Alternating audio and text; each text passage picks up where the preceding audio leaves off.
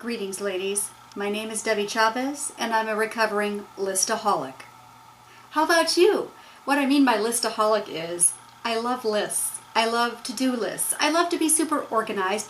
I love to accomplish many tasks. It makes me feel kind of fulfilled. I guess I am just a driven, high-achiever person. I'm even so neurotic about my lists, and I know some of you are too, that what I'll do is if I accomplish a task that I did not originally have on my list, I will write it on the list just so I can have the pleasure of scratching it off.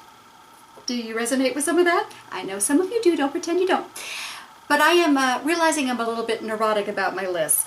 The reason I've come to this realization is because sometimes I've noticed that if anything or anyone, including my husband, gets in the way of my list, I have got it scheduled out. Like at 2:15 I'll do this, and then at 2:45 I can do this, and at 3:15 I can do this, and at 3:30 I can do this.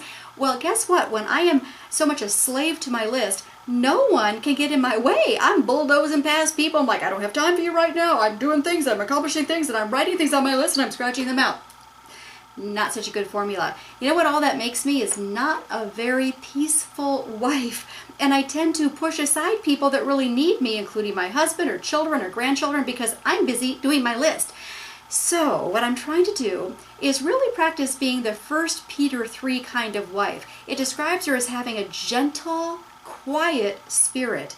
I don't think there's any way she could have a gentle, quiet spirit and be a slave to her list and be neurotic about her list. So what I'm trying to do, and I'm a recovering listaholic, I'm not quite there yet, is I am putting together my list, because there's nothing wrong with being organized and trying to accomplish some things throughout the day, but I'm trying not to be glued to the list. So if something comes up, if I can tell that my husband really needs me to sit and talk with him about something that's on his mind, I will put away my list for a little bit.